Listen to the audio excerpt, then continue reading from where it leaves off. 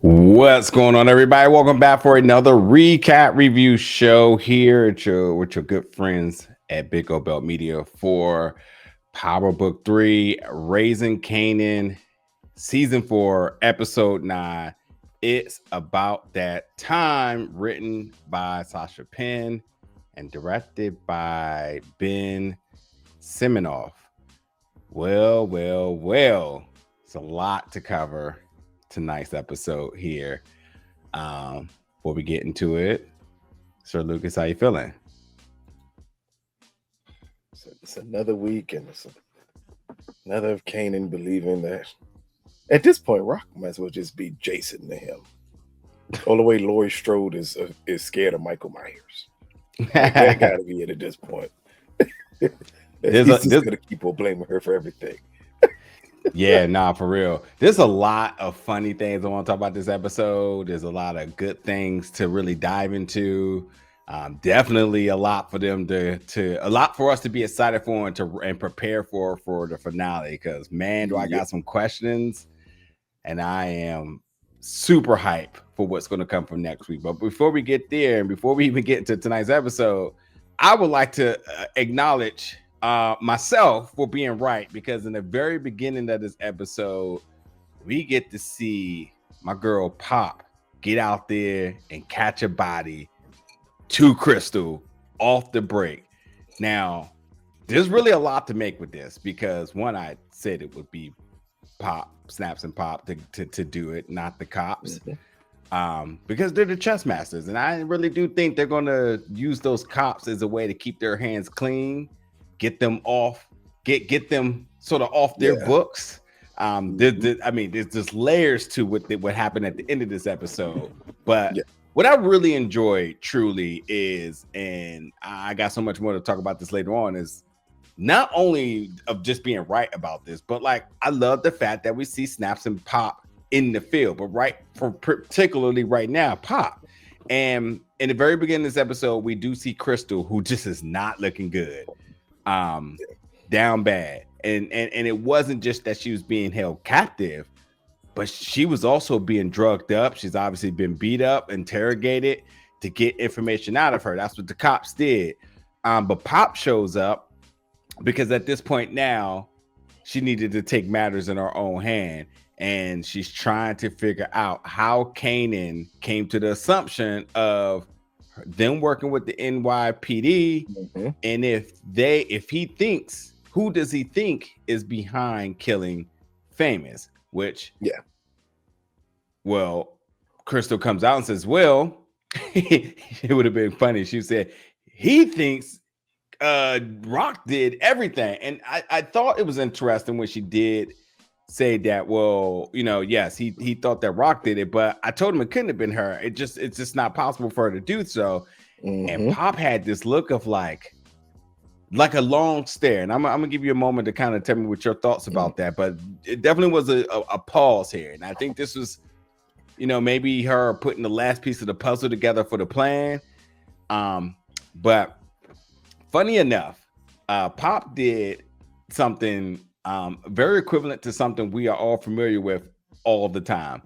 If you all, my good people out there and fans of ours, ever turn on that very iconic show, The First 48, cut out a little bit there. The First 48, when they bring you in that interrogation room, where am I going at with this? I already knew he was going to get to this part. The moment she was making that sandwich, I knew you was going to get to this part. That's it. That was the burger. All she was missing was giving Krystal a cigarette. If she gave Krystal a cigarette, that'd have been it. And that Diet Coke, you get to snitching. But they say, listen, this is a young girl, so we gotta reroute the selections here. Brought out the peanut butter and jelly, the PB&J, and after that, she caught a bullet to the back of her head. As much as I predicted this, just seeing how it played out was still kind of like, wow. But before I let you talk, and before you all get in the comments, because we got a lot of things to put together for tonight's episode. Pop did this. Did anybody notice this is the first time we've ever seen Snaps and Pop not together? Do you think that she went out on her own volition to do this? Was this an order by Snaps? Does Snaps not know? Did Pops just decide to make this plan herself? And I'm trying to tell you, when you really think about the end of the episode, there's not a clear indication that he knows that this happened or that they were on the same page. It's a lot to make of this. So we're obviously going to find out answers next week. But I'll leave for you all to decide in the comments. Do you think that Pop went out and did this on her own without Snaps? You know, was it an order? Did she just do this on her own regard? What is it about that? And then ultimately, she took the bit of information from Krystal, and later on in the episode, she weaponized it. And we'll see how that plays out. So for you, what was your thoughts about all of this? That's just the shortest way I can put it without recapping everything. What did you think about this opening scene? So it was when we get introduced to Krystal that way, the moment I saw Pop's eye, in my mind, it came through being, okay, you need a motherly figure in the room to extract information. Because keep in mind, they've been drugging her, trying to get this information for days now. And Krystal never broke. So you switch strategies. And the strategy here is, I wonder would it change if a woman came in there? Yeah. And she's a little nicer to her. And it's like, oh, baby, you've been going through this for this long. They just overzealous. She basically made it seem like she was her saving grace because she needed to get the information from Krystal. So even down to Krystal, because at this point, remember, they're still trying to figure out to make sure that Kanan doesn't think they did it. Yeah. They're hoping he didn't fully put the pieces together. So the moment that the first question with Krystal, and is like, does Kanan know who did it? And Krystal's like, no, he doesn't know. I told y'all this already. So that's the acknowledgement that she knows who this woman is and she knows the role that this woman plays, but still she's playing the nice role here. And then it's, well, the only person he could think of this is Rock. Once she gets that information, all that did was trigger her of, okay, that's who we're going, that's how we're going to play this. But the key part was Krystal saying, but I told him there's no way it could be Rock. I think if Krystal said, yeah, he thinks it's Rock and it could be Rock, I think she would have left her living. But the moment you said, I know it couldn't have been Rock, I got to get rid of you. Because for this plan to work, you can't be around to tell him and feed him that this wasn't Rock doing it. So I think that's when she put the plan in place together. I didn't take as much out of them two not being together because I figured they were only separate because the woman angle. You play the motherly angle here. Good cop, bad cop. So this one is bringing the mom. Come on, old school. She fixing you a PBJ. She tell you, oh, baby, you need to eat.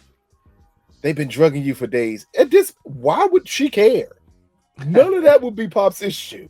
They're drugging her because Pops told them to do this. But she understood we got to change strategies because this girl is not going to break. In the end, Krystal was the real one. Krystal wasn't going to break for nothing. Good point. Nothing at all was she going to break. The moment Pops got that information, though, Krystal became dispendable. I no longer expendable. I no longer need you. Yeah, I definitely don't think she's a snitch, but I definitely think she gave more information than she possibly should have. And that's in a way, it's detrimental. It's completely detrimental to her here, but she didn't know no better because she felt that measure of trust. That she wouldn't even thought would have been bad to say. Yeah, exactly. Thinks Rock could have done it. Like this is a prime example, folks, of call your lawyer because you'll think the slightest little thing, much like we'll talk about a little bit later with Imani, just the slightest little thing could be completely detrimental. Even if Krystal would have said, like, he doesn't even have an idea who could it be, I think she'd have still been living. They only killed her because she said, I told him it couldn't have been Rock. And Pop's like, oh, then if you tell him this, you got to go. Yeah. Because I need somebody to blame this on right now. Well, let me ask you this. I mean, there's always was some funny tension between Rock and Pop. So do you think that this is somehow serving up a little bit of revenge from the past? Well, I think for all three of them, I think Snaps and Pop don't like Rock in any way, shape, form, or fashion.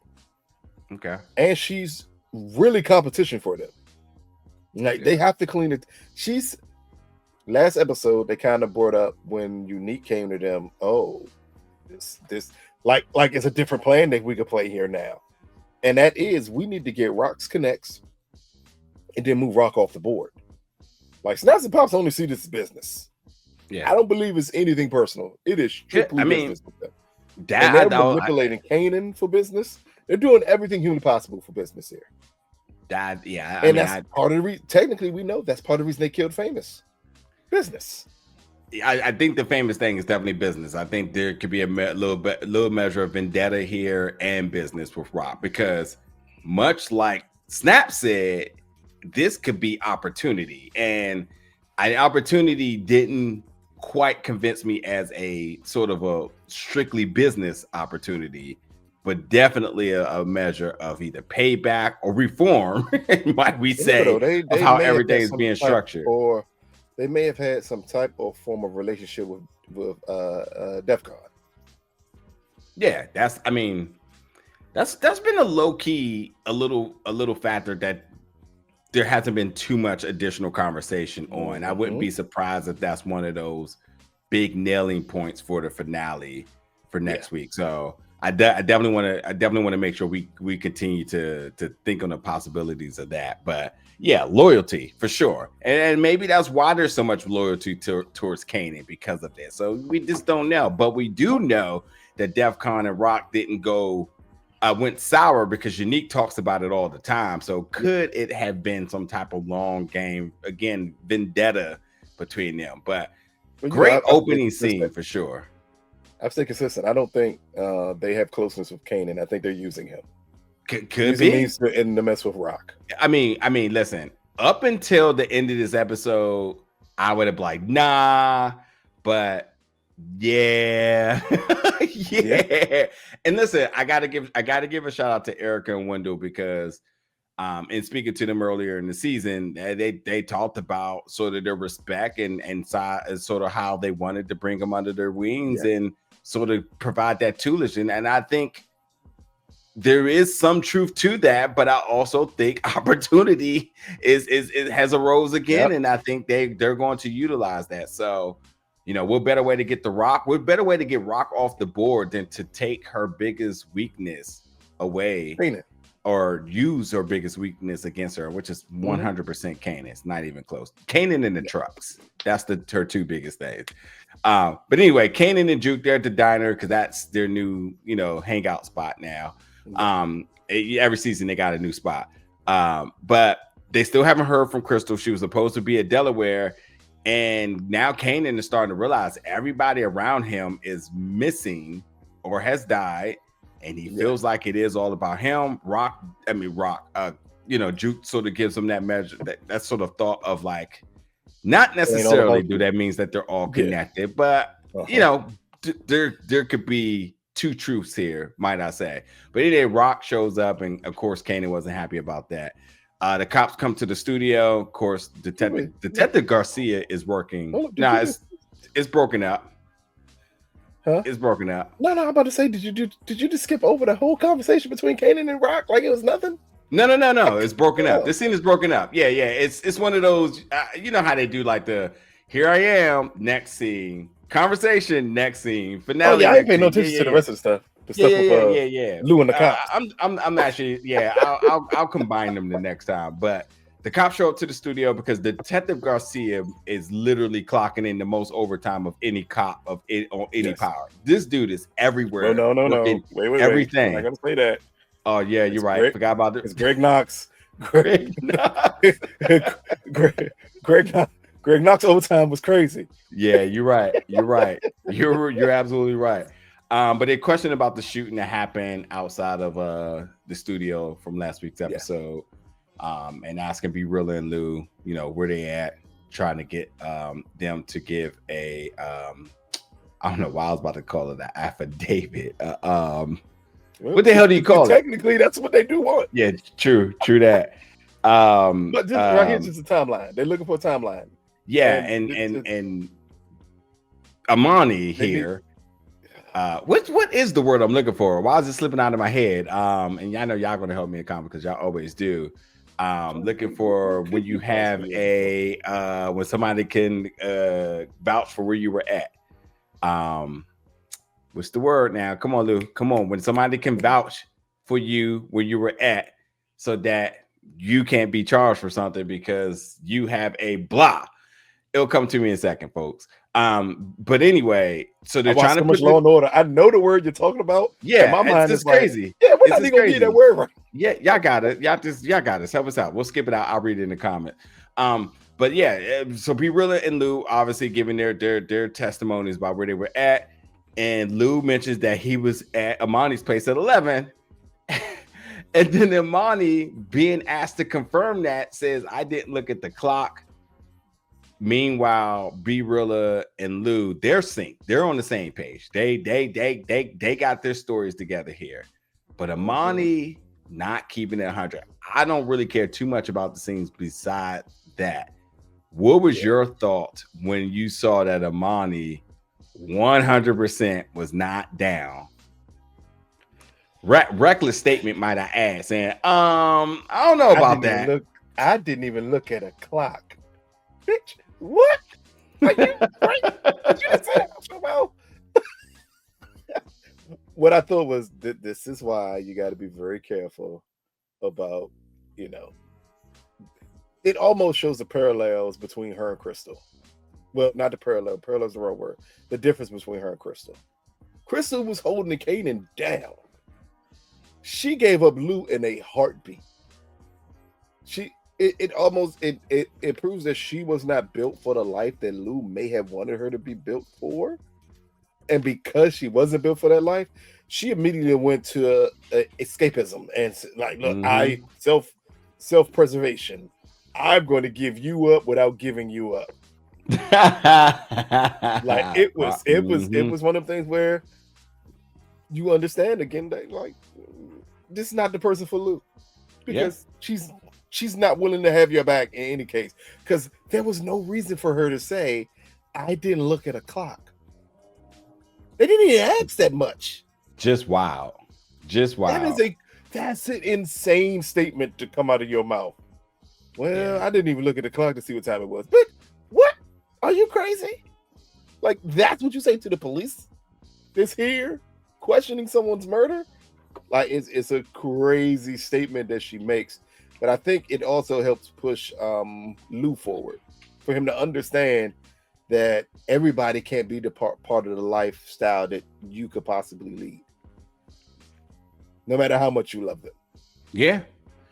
The word we was looking for alibi. And number two, it 100% showed that she was not down self-preservation to the T, but a liability. But I also, the only other thing I really want to add here is that there was somebody that said, well, she could be working with the feds. And beyond that measure of speculation, I fully agree that something's off with her because why did we introduce a love interest here just for her to be out? Something there was enough characters in this episode that you have to say what's their relevance to the long term of the story. Amani and Lowell, I mean, even Amber, the Marvin's at this rate, goddaughter. What's the long-term plans with them essentially still in screen time? And I think there's reasons behind some, but Amani's the one I'm definitely like. I feel like she's going to be the one because we're getting deep and we got one more season. I feel like she's going to be the one that's going to have somehow. So we said it. Let me just go back. We already said this. Amani is giving me the mink coat. I got a strange feeling with her. She's going to get him caught up. That, or she could be the thing that did what this episode needed to have happen, which is it led Lou back to realizing I can't live in this fantasy world anymore. Okay. Like she is her turning on him that fast let him know like, oh, this ain't for me because I can't deal with this. Like, I think it was a situation where she served a purpose for Lou when he was using her as a distraction. The moment the distraction went away, she became useless for him. And then now that's what you get with the whole him like telling Lo what he said at the mid part of this episode of saying, I can't do that. Like, I'm a street nigga. This ain't me. Like she was used to come to that realization because she was there with Lou when Lou was low and he needed an escape. But we saw just how quickly Jessica became that different person for him. Like if we want to see a connection that could mean something and something that ain't over just because she left, I would say that has way more to do with Jessica than it does with her. Yeah. So going back to the diner scene, so one thing I noticed about this is Juke is like 100% playing counselor, peer mediator, or whatever you want to call it, but she absolutely playing both sides. And not that that's a bad thing, but I do think she brings that sort of like third option in terms of perspective to everything that's being said. Mm-hmm. But what is really important about this scene, which I liked but didn't love, was this was the scene we all been waiting for, where Rock finally gets to defend herself against all the Kanan allegations that are based on shit. Period.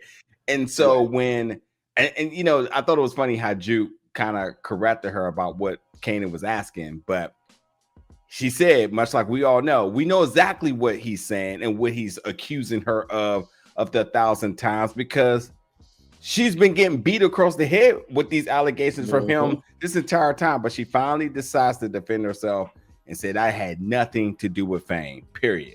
And then he brings up the D-Wiz thing, and much like you, because I'm gonna give you your props, even though you won't give me mine. As he said, the D-Wiz thing, that is me cleaning your mess. That was on you 100%. All Kanan's fault. Everybody knows it. Except for him. And I would even say even Juke might have not even had that full perspective, because I think Juke knows it was Kanan's fault. I think Juke does a great job of not holding him accountable. Kanan to vent. But she does in a way, because the point she even brought Rock there was her holding Kanan accountable, because you're going behind Rock's back saying that Rock did all this stuff. So you know what Juke did? Juke said, oh, then I'm gonna bring Rock here. Then you know, like, I got the perfect way to solve this problem. This is Juke 100% playing both sides, because she's if that's her way of holding them accountable. That's her saying, well, I'm not going to get myself on your backside, so I'm just going to insert the horse's mouth themselves. It's her way of letting this information get to Rock, because she knew it was important that it got to Rock, but also telling Rock, you need to understand exactly what's going on here. She says it at the end of the conversation. It ain't about being right. It ain't about winning. It's not about being right. It's not about winning. Yeah. You need to focus more on losing him, because at this point, yes, he's doing everything you're saying he's doing, but that conversation needed to be had with Kanan. It must be great to have someone to always blame for your problems. Yeah. And that's what he's done this entire time. Well, as an audience, we're just waiting on this reveal to happen. Like, we were waiting for this to say, wait a minute, you ain't putting two together here. Rock saying, man, I love Famous. Why would I do that? But the point you asking is, you telling me exactly what I need to know. Why would I kill your friend? And then when he brings up everybody else, and she immediately says, no, we had this discussion. D-Wiz was your fault. I'm cleaning up your mess. And I love what Rock said, and I can no longer do it. You got to stand on your own now. Yeah. Because we see exactly what is leading Kanan down. But I do like the point that Juke held her accountable. Like, understand, if you did it with Street Nigga, this would be completely different. With Kanan, that back and forth is cool, but you got to realize that back and forth is going to lead you to losing him. Yeah.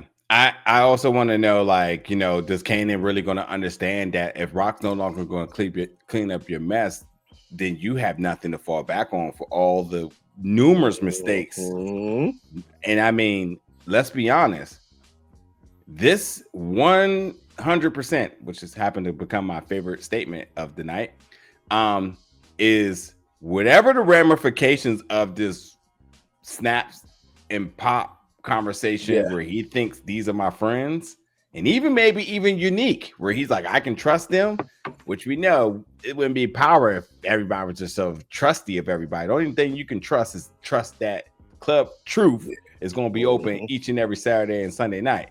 And one more thing you can trust: you will never in a million years see a finish Queen Show's project. It's gonna be open. The Queen Show's project ain't never gonna be finished. Things, if you can't trust nothing else in power, you can trust those two things. That Tariq, no matter what, is gonna have a plan. Those are the things you can trust about. Yeah, I mean it's gonna be interesting to see how that statement comes to fruition. I'm trying to hold back because I want to talk about that now, because oh my god, those conversations and what was revealed in it, I'm questioning. Do people see it? I know we'll talk about it when we get there. Because I'll get through all these small things. Conversation was unique, and then that conversation with Snaps and Pop I saw something that I think a lot of people didn't see, and that's what I'm more interested in. But just to close out this whole conversation between Rock, Kane, and Juke. Again, this is the conversation the audience has been waiting to be had, and they did a beautiful job of having this while still holding both of them accountable for their actions. I was okay with it. I wish it was a little bit more. You're not gonna get more in depth. Yeah, I don't think you'll get more in depth because of what happens later on in the episode. Yeah, which is like I'm cool. That's why I'm cool with the episode overall. But yeah, for sure. I think we gotta at times we just gotta remember when this conversation is taking place, Rock thinks Kanan is out of his mind. So she's not taking him seriously at all in this conversation. Yeah. All right. So next we get Marvin getting ready to roll out, and then Early shows up, and Early is putting his cousin's death on Marvin. Marvin says I had nothing to do about it. But if I did, Early, what you gonna do about it? I gotta tell you, never did I thought that Early was gonna take the response that he did. Really? I said this last episode. I said Marvin don't need to kill just a cousin. Both of them need to die.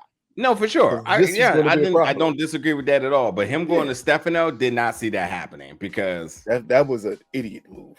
100%. And I just didn't see that happening. I would have seen him try to go to Unique to bargain a deal before he went to. That's what's weird here with Early, is that you take that step when you've been doing the Thomas's dirty this entire time.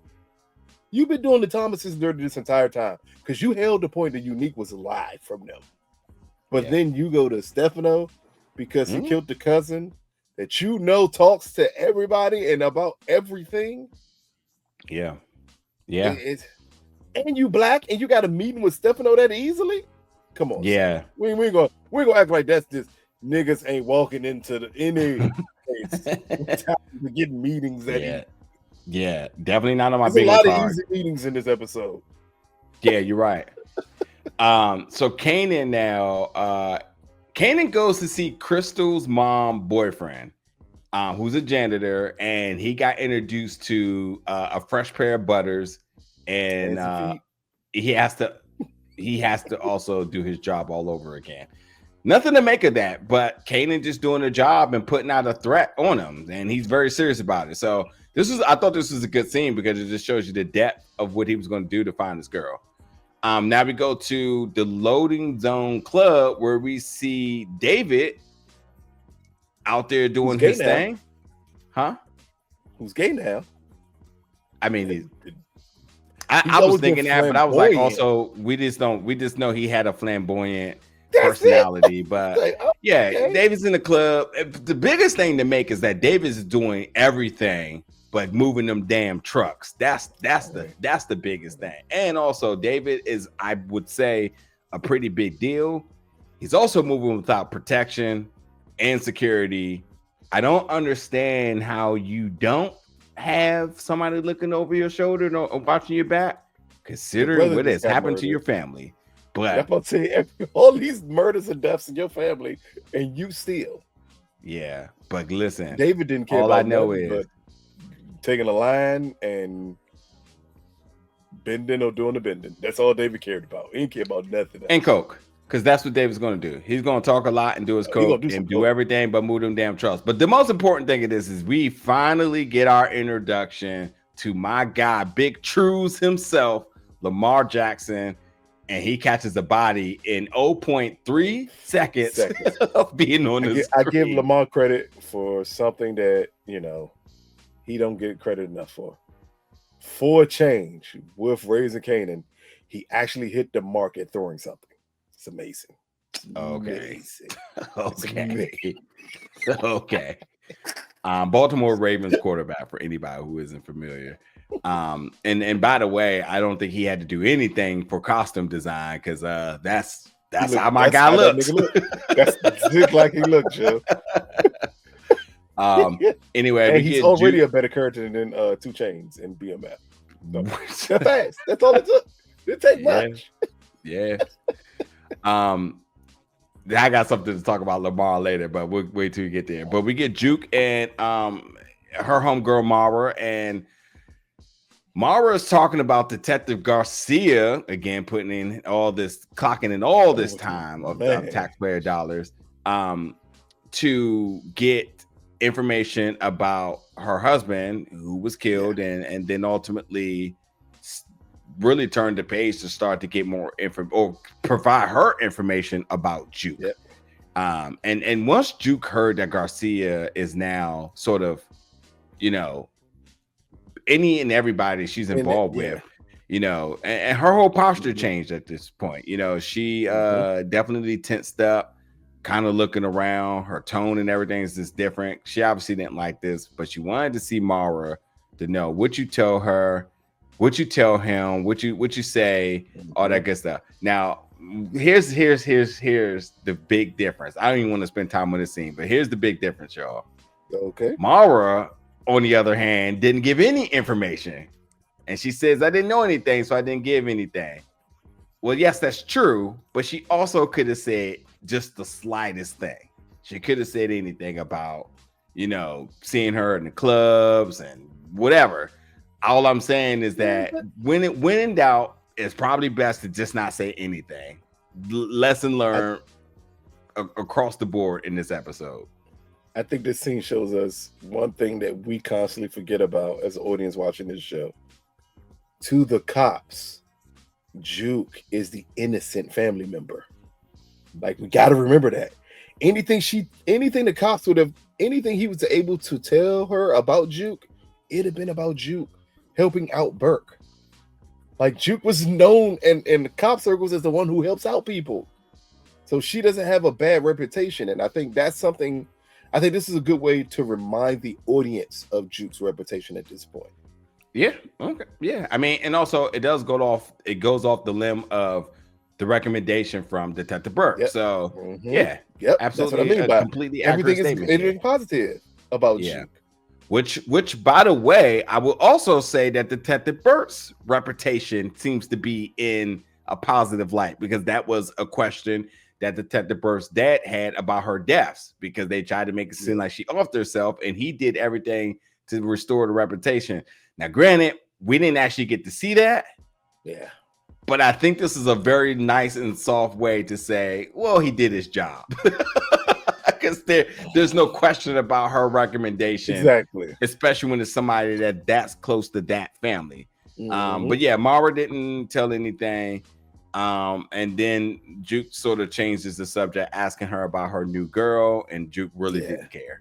But then we go to the docks, and we see Rock going to check on the product being moved, only to discover that David's been killed. Told you David was going to be killed, and I definitely said Unique was going to do it, but ultimately Unique had it done. But yeah, it's fire with fire, which to me, just to quickly say, which is why the meeting at the end of this episode makes so much more sense, because they now realize that, like, we're really are going to go to war, and there has been loss and casualties to the people and the businesses around them, and this is how you do it. And I wouldn't even say this is just for television purposes, but I mean, historically, even in wars, when a war happened, there is a meeting of respective generals They come together and they declare what's at stake. If there's no resolution, then you go back and you prepare for it. I'm just gonna call it now. Marvin is Achilles, and he's gonna go out there and do his thing. It's just. How much do you think is gonna weigh on the point that while it could be something to get something with Rock versus Unique, we know it's bigger than that. Because I mean, we get it when he meets with Unique and says, "I know you took out the Asian," and he's saying that because that hurts Stefano's business. Yeah. Like that's we knew it. Part. We knew it. Yeah, we knew it. The moment it hurts Rock, it hurts Stefano, and yeah, there's so many little details in that. No, but see, that's why they have to open up next week episode with the details of the conversation and the declarations of war. We need to understand truly what they feel like is at stake and what's their cause behind it. And I think us as the viewers, we get to make the sort of obviously the episode is going to play it out, but like you get to make the early predictions of like, how is this all going to play out? Stefano's eventually going to come from behind the table as well. I mean, Tony Danza's been collecting a nice check. I would like to say, in all due respect, he's been collecting the Bruce Willis check for now 2 seasons. And I would like to see him become more involved. I would like to see how the family moves. And I'm trying to think of a better way to put that. But that's disrespectful. It literally is though. So the Bruce, the Bruce Willis check was before it was that Bruce Willis check. It was the Wesley Snipes check. Nah. I'm not talking about. I'm not talking about in the sense of like respected actors taking low budget films. I'm saying I'm talking about the jokes where you do 5 minutes in a movie and then and then you got. I was just gonna go just a little further and say when Bruce Willis' health started to decline, they kept Bruce Willis in very comfortable positions of, I noticed that he didn't move from that position the entire film. Here we go. Here you go. Then that's the Steven Seagal role. Yes. Steven Seagal. I'm gonna give you a quick neck break. But after that, I'm just going to sit here and give some direction. I mean, Zordon from Power Rangers. Like, I'm going to sit here. Y'all know where I'm at, but I'm not going nowhere beyond. That's the best analogy possible is Zordon from Power Rangers. Because not only am I not going to do anything, I'm going to put other people in harm's way instead. Yeah. My Power Rangers go out here and fight these impossible battles. And I hope you survive. But I mean, like, to the point, and we'll obviously have so much to talk about the finale, but like, we want to see the juggernauts move and these smaller fish in the sea, as they have been coined. You know, they're thinking it's all about them, and they think their war and whatever their beef is only going to affect them. I don't know if Rock feels that way, but I certainly know Unique doesn't see the repercussions down the line. And he's by the end of this episode, we see that Rock doesn't think that way. You gotta convince me, because I don't know if I see that. We're gonna have a conversation when we get to. We're gonna talk about it when we get there. But yeah, all right. Let me get through all the smaller stuff real quick. But yeah, anyway, Rock finds out that David's killed, so obviously frustrations, because that's who has the trucks, and we knew that would hurt her. And without a doubt, everybody knows it was Unique. So Stefano's at dinner, just talking, telling stories, because that's what he does best. Lucky comes in, demands to talk to him, to talk about Marvin. I couldn't believe he did that, but we already talked about it. Now, Marvin and Rock are talking. They're trying to figure out what they're going to do about the trucks. And Marvin makes the notion that maybe Stefano could help. But Rock then asks about, did you handle the Lawndale and Lucky situation? Yeah. And then he said, did you handle it my way?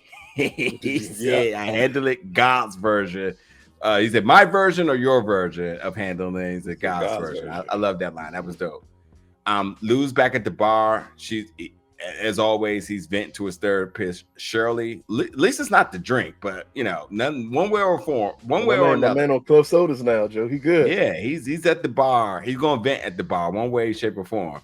But he's venting. Amani shows up. She wants to talk about the interrogation from the cops, and says, "Ayo." She says, "We done. I don't trust you. I don't want to be in a relationship with somebody I don't trust." And also said that I told Lowell that I don't want to work with you no more. I hope you find a way to be honest. That's the summary of everything she said. There's really nothing really here to talk about because of what we said earlier, except for one thing. And I'm just going to say it because it happens all the time. And for all you folks that say it ever happened to, my prayers and thoughts goes out to you.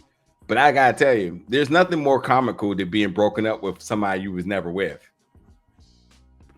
Because I've been saying that for 3 episodes now. I'm very confident she was the one last time asking, so what are we doing? And but all I thought about in this scene was waiting to exhale. My man with the leather of the vest, when he looked up, you raggedy bitch.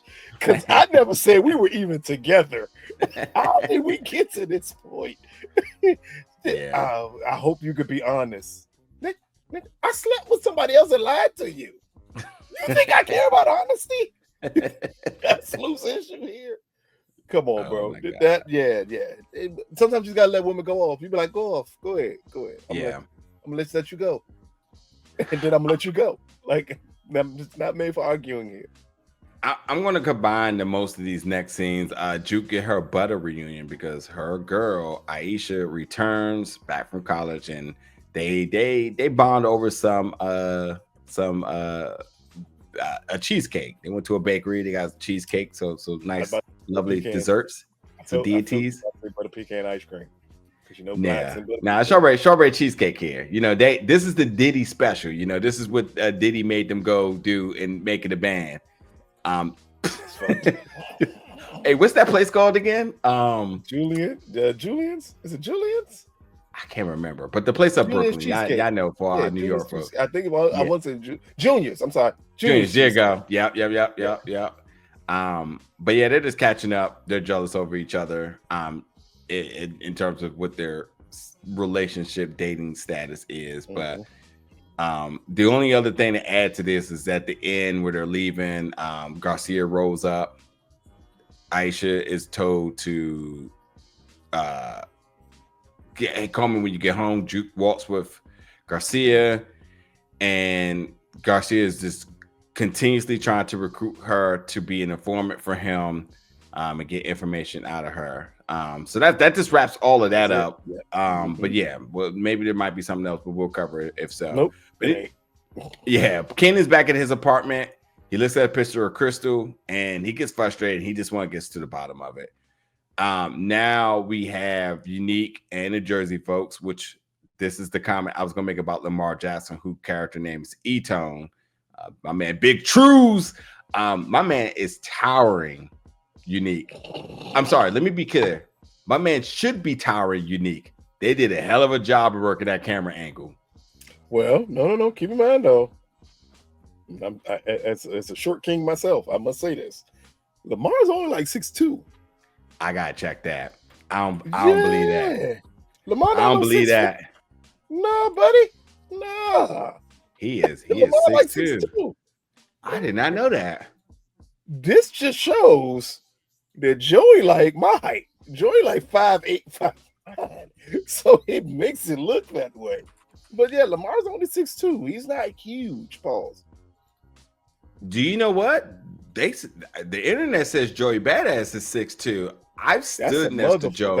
I don't recall Joey being that tall. We've interviewed Joey Badass. He is no one 6'2". Oh yeah.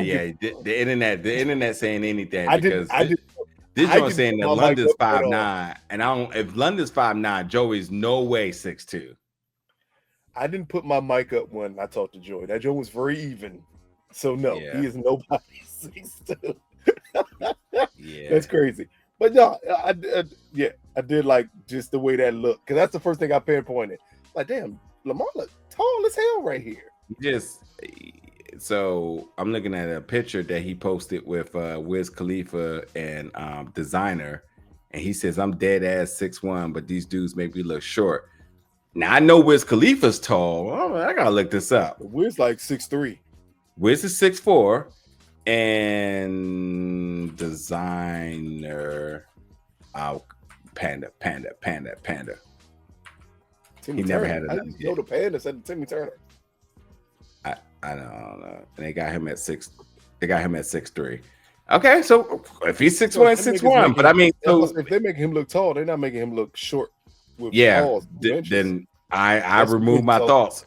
yeah. Yeah, I forget quarterbacks ain't that tall because yeah. Anyway, but anyway, they are just talking about everything, and then Kanan shows up, and we'll talk about that in a minute because the minute is right now because Unique and Kanan, where Kanan's here asking about Krystal.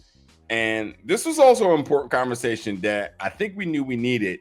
I guess we just didn't know how we was going to get to it because this was also to really establish sort of their dynamic where Unique is like, I don't have a beef with you. I only have a beef with Rock.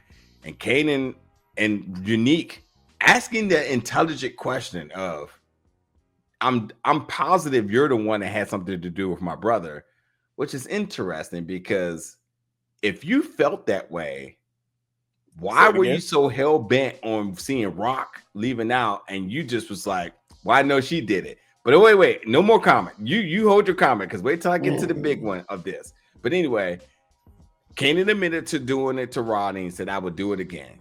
Unique, very, I don't think he realized it, but he slipped up about knowing or stating about the deaths that's happening around Kanan and mentioned OC. And Kanan was like, wait, you know about OC? And he was like, well, yeah, everybody knows, which Kanan in the moment, I don't expect for him to get that. I don't think a lot of people would have got that in the moment, but he 100% should have be taking that one on the way back home thinking like, wait a minute.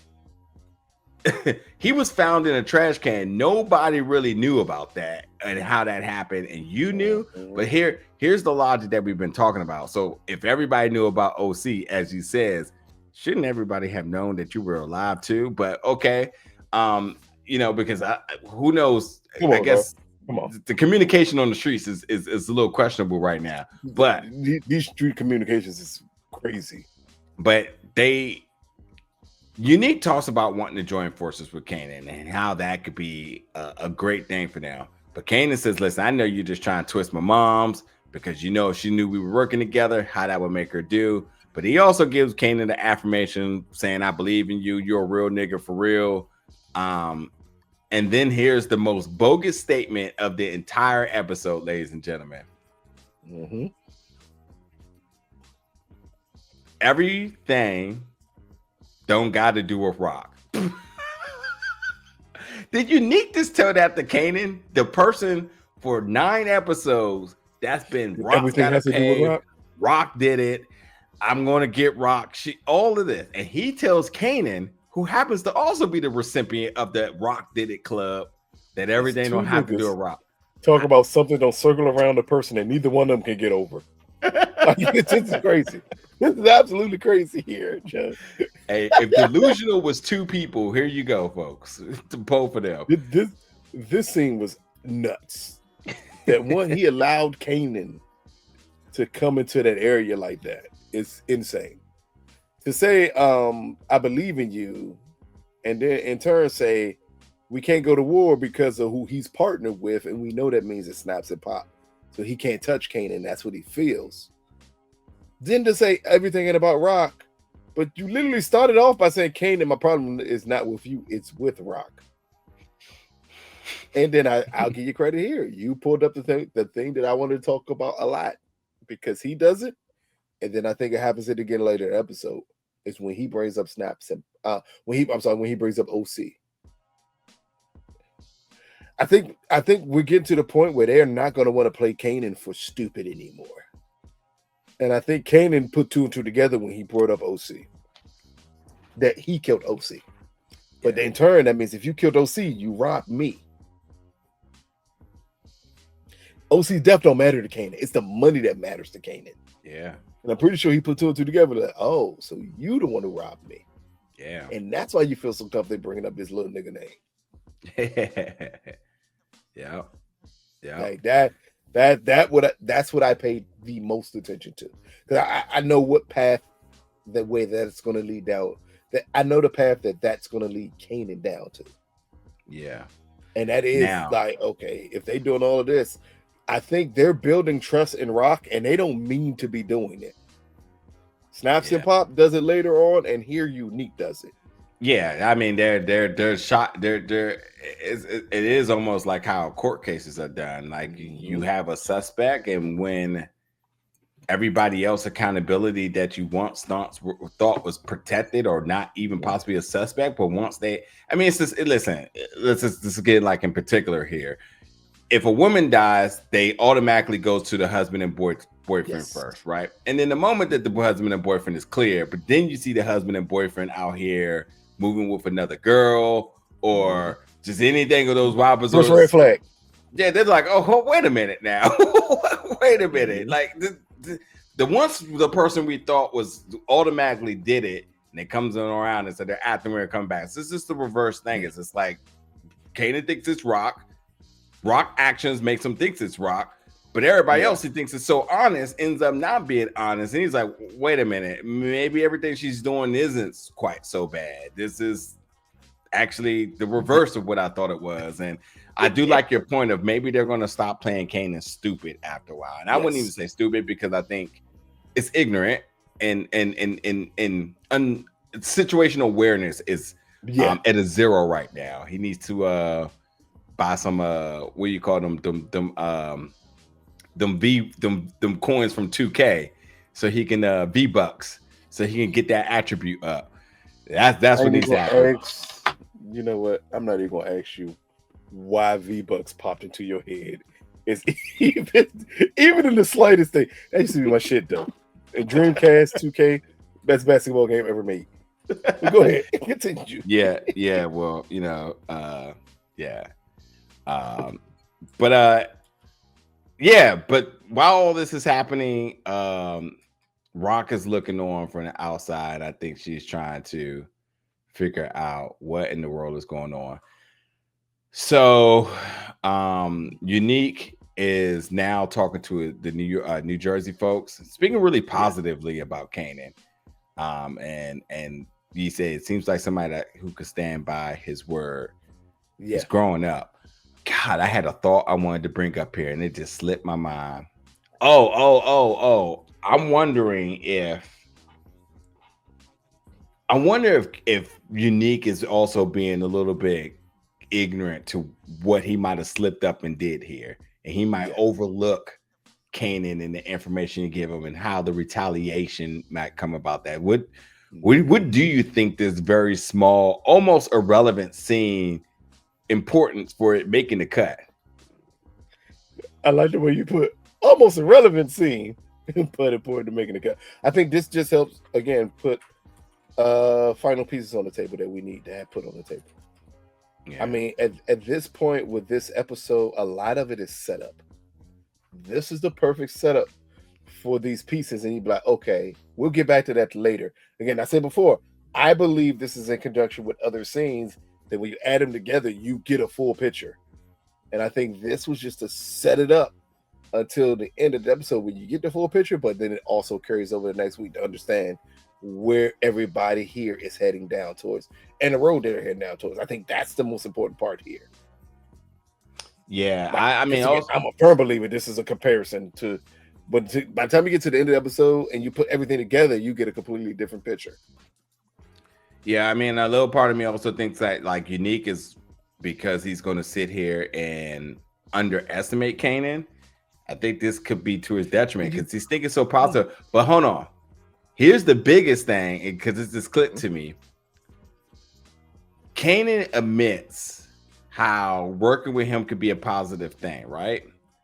And also does talk about how he's protected because of who he works with, because of Snaps and Pops. So this is, again, his little bit of awareness about the hierarchy here. But I also think, too, that you stealing his money and finding out that how that also can come back to Snaps and Pop. Yep. And your little oversight. I think they're playing here. A dangerous game here of trying to play both sides against the middle. Yeah. But they're leaving too many cracks open when they do it. Yeah. Yeah. Like, they've had discussions with everybody at this point. Yeah. Yeah. Yeah, we're gonna see how that plays out. Anyway, Stefano's there, eating still, eats all the time. What happened to his fish? Like I was gonna buy something from him, but I guess he don't work there no more because he had this little fishing place. You know, his he had a fish shop with his fish tanks and everything. But I thought, was Give it that last up, season where we saw like that whole facade of the fish shop kind of go down? I guess, but I'm And they interested. Italian, man. You know, they get together, eat pasta, talk about prostates. You know how old Italians do. Like, just good um, support for them. yeah. But Marvin and Rock are also there, and they're talking about David's Mhm. murder, and Stefano throwing shade and was like, "Huh, Yeah. I know you know a thing or two about making your own call, Marvin." Hey, Um, hey. but That there was like, okay. You was hoping that Marvin would pick up on him saying that. Like, I am not oh, surprised Marvin didn't start like having one of his little anxiety attacks and start eating his snacks and whatnot because you when should have Marvin known. Yeah, you should have that known part. shit was coming after that. Exactly. But he did say he would give them trucks for the short term, but they're gonna have to figure out a long-term goal with that. Mm. And he says, yeah, because I don't want to stick too close to the narcotics. That's not my thing. But then they're like, all right, cool. And then he asks Rock to stay back alone. Yeah. Just to really quickly talk about Lou and Laurel, because that's the next scene here. Yep. Lou quit. He says, I'm a street dude, so I'm out. So no more of him working at Low Street Records. He done with that. But going back now, because now we get the one-on-one with Stefano and Rock, and there is a lot of whistleblowing, pillow talking, snitching. It's weird that Stefano in this scene tells Rock, I can read when people are lying to me, but he doesn't think Rock can do that. Yeah. I mean, so what I think is interesting about Stefano is he's part of the family, the families. He has protection. He doesn't have to answer to nobody. And he has a bunch of yes men around him. So why does he ever feel need? Yeah, to not even just the need, but like he never feels threatened to have to do anything but the way he wants to do it. So whether he wants to lie, tell the truth, which by the way, of all the Stefano that we've gotten, this was the most unique we've ever seen him because he lied and he wasn't even trying to be convincing to his lie. Not even a little bit. Which is to that point of when anybody says, I know when somebody's telling the truth, which I'm sure Early came in there looking very honest and scared because he had no business being there.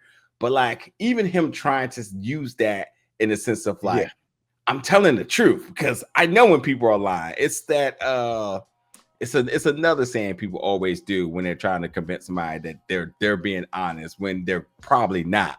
But either way, he airs everything out. He airs about Marvin working on the side for him.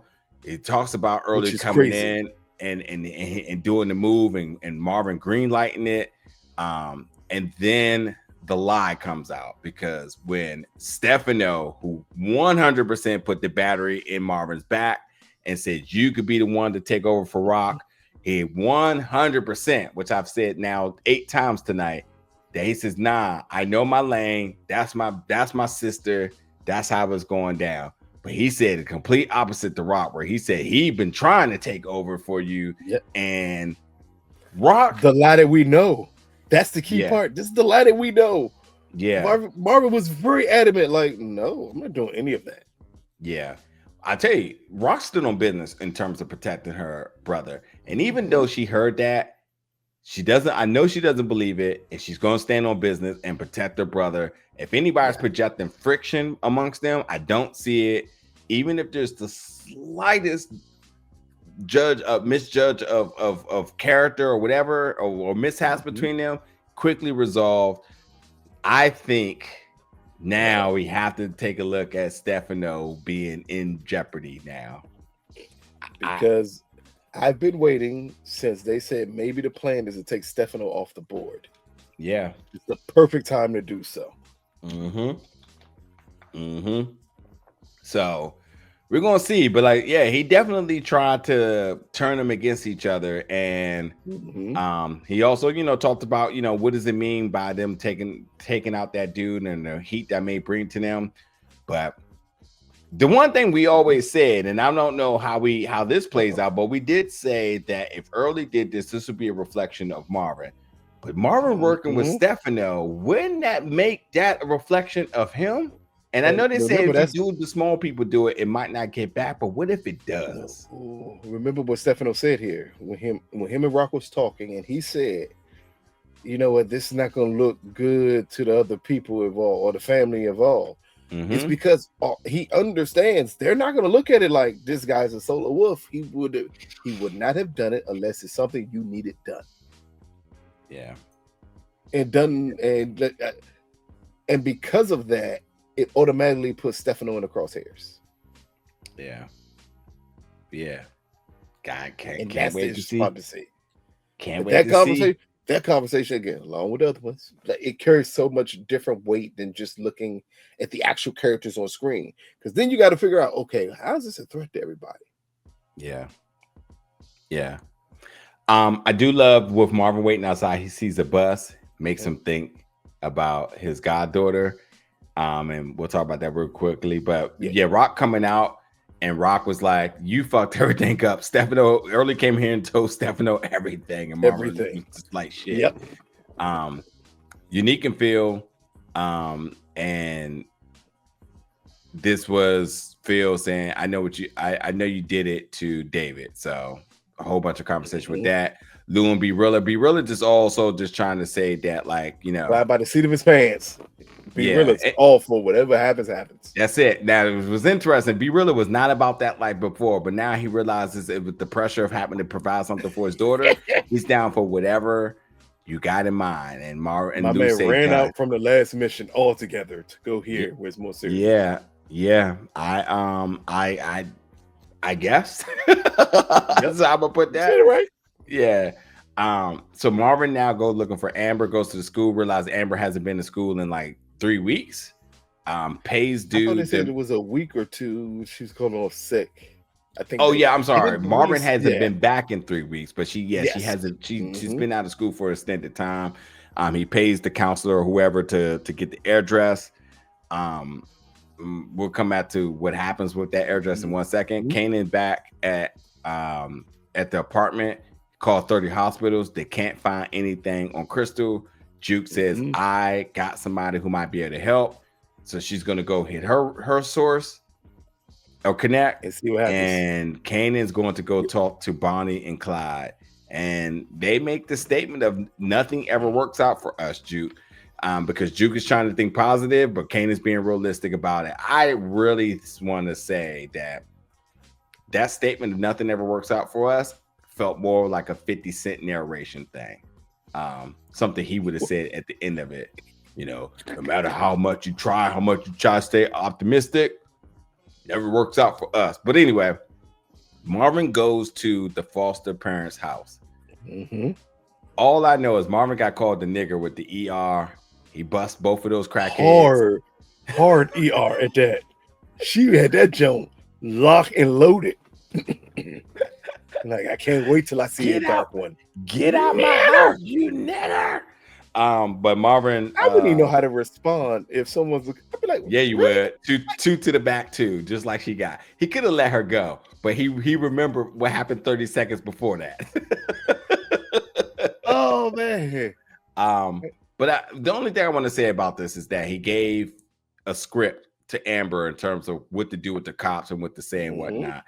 All of this for Amber, and now that Amber is going to have to be rehomed, and maybe Marvin makes a play to be a foster parent or whatever it may be. Yeah. I don't know, but Amber's getting a lot, and she's also grown up in this little period of time. She gets so much attention and so many. Yeah, what's next for Amber, folks? Is this could have faded into the background?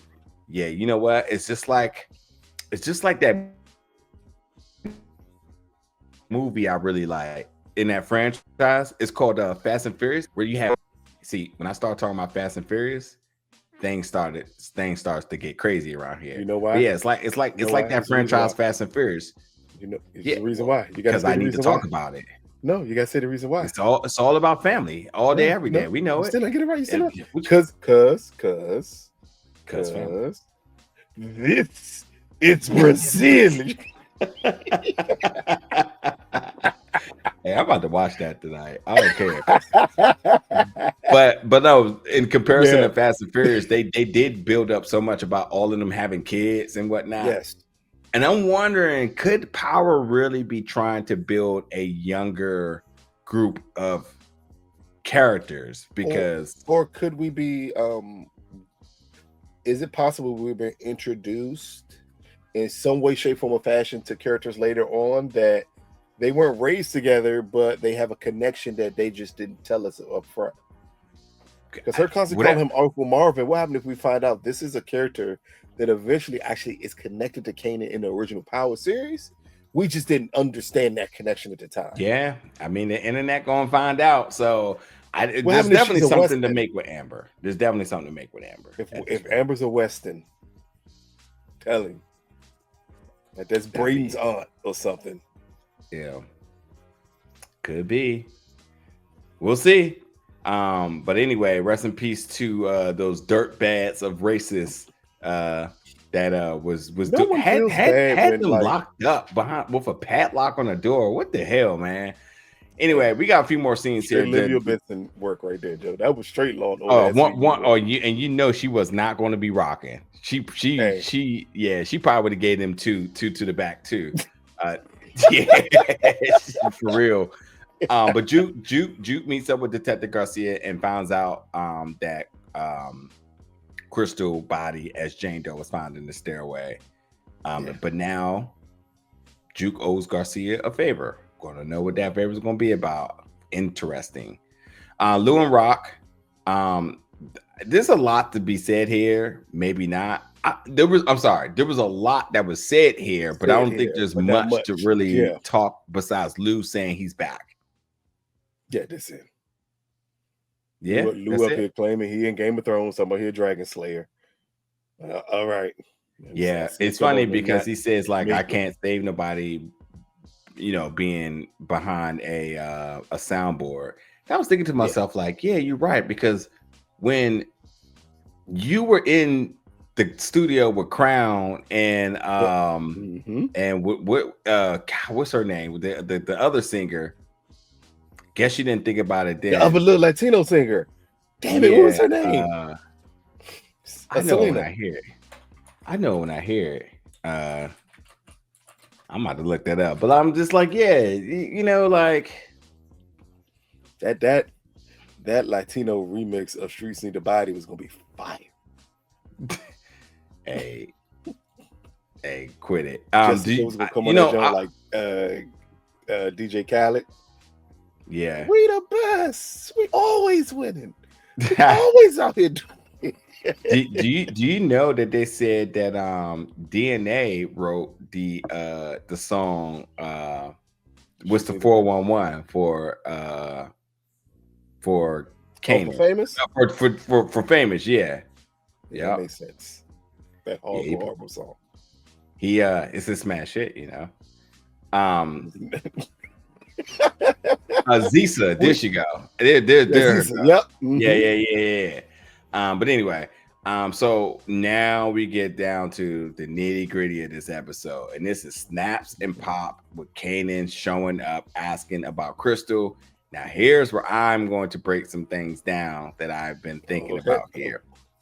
First things first, Snaps is very loud that they know nothing about your girlfriend. That is either two lies or one truth and a lie. Because if Snaps doesn't know, then what he's saying is the truth. But if he did order Pop to make the hit, then he does. What's interesting is because we haven't seen Snaps show any sort of variant to his sort of respect and almost, you know, his sort of appreciation, his mentorship. We haven't seen him deviate from wanting to be a mentor to him. He's always been very much like, I like this young kid. I'm gonna teach him the ways.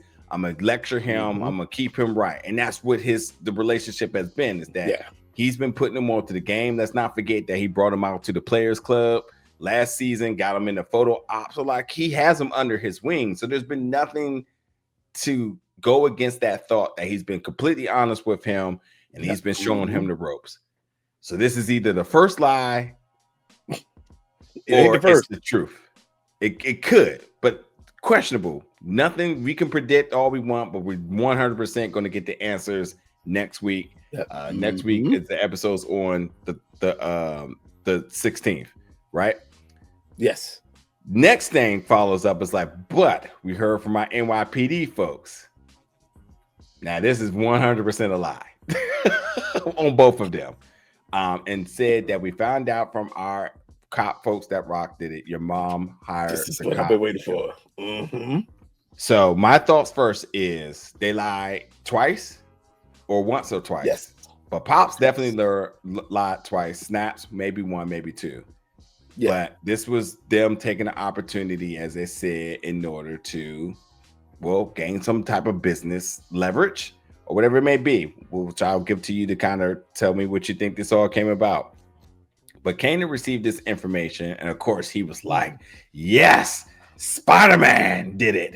And Go ahead. Before I interrupt, go ahead.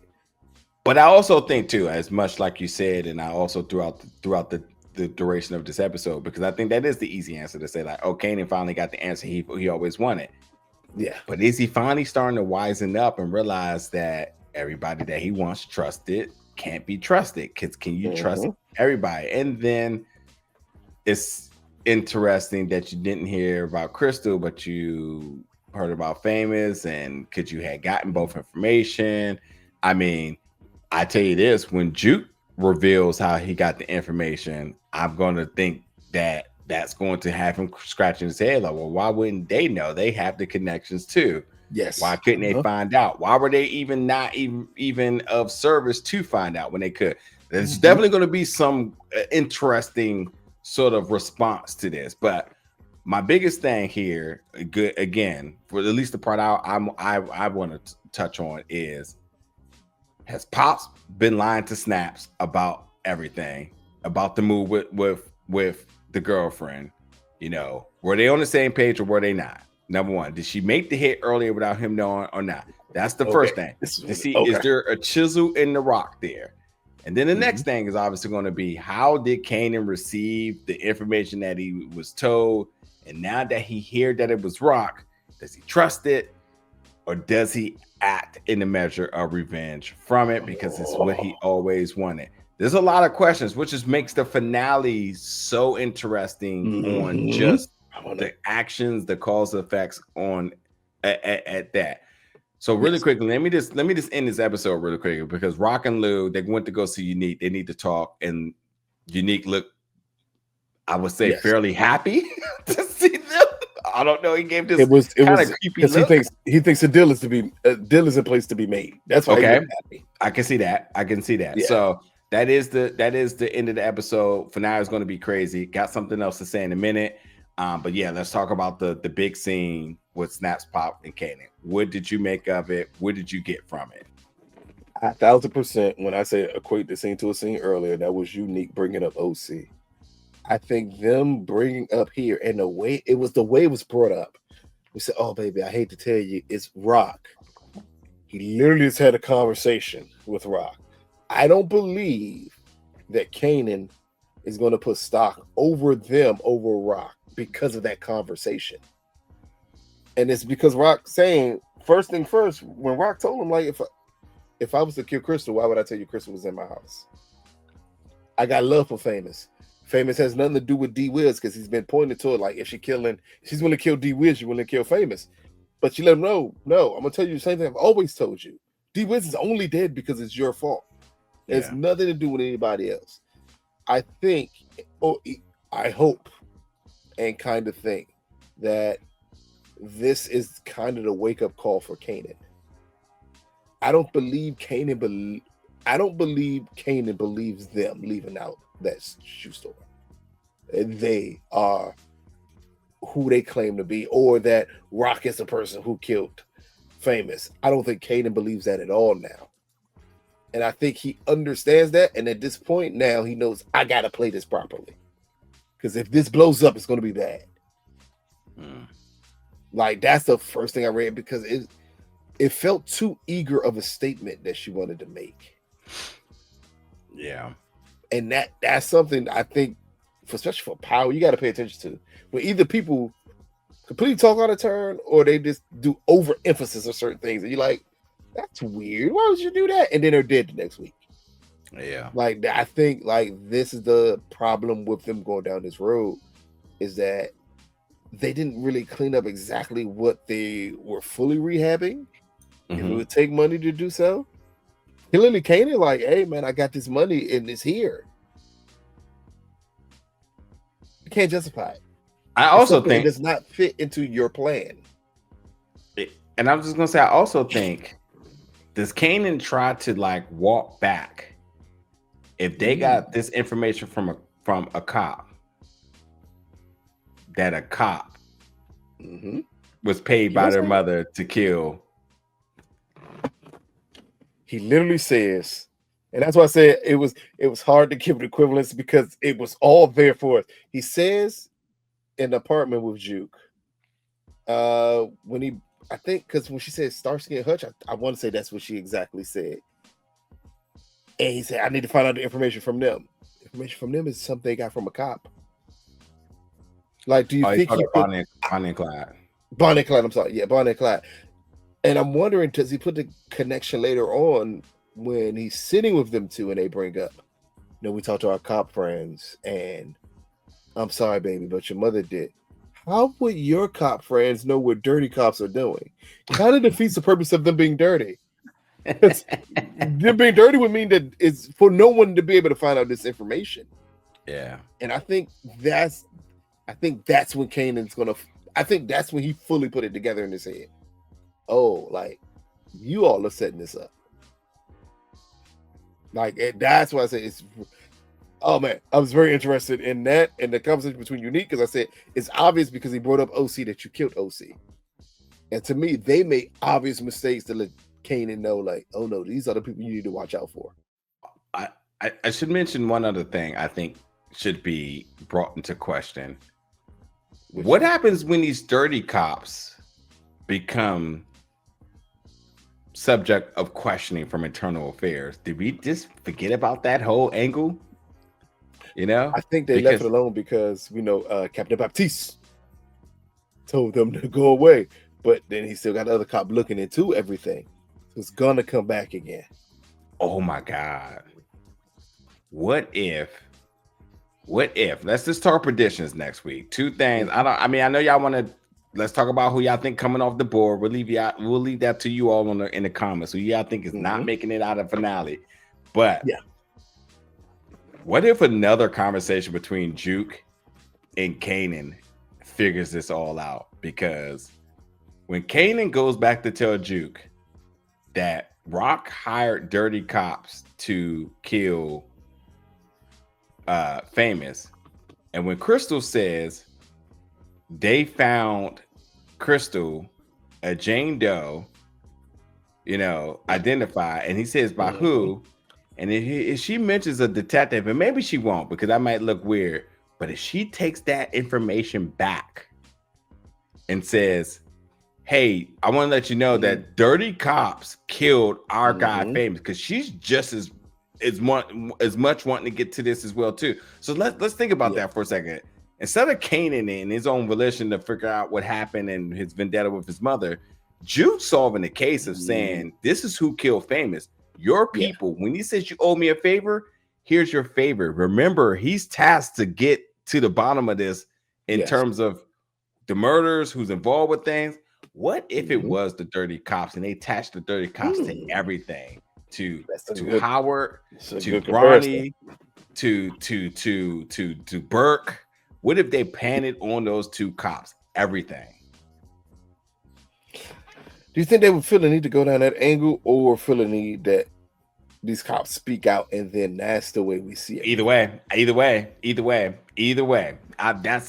It's going to go down one of those two ways next week. So I can't wait. And I hate that Power gives us our finales. I wish they would do like some shows would do, when you be like, oh, look at the runtime for the Power used to do that a little bit. Yes, they did. Back in the day. Used to get like 10 minutes, hour and 15 minutes.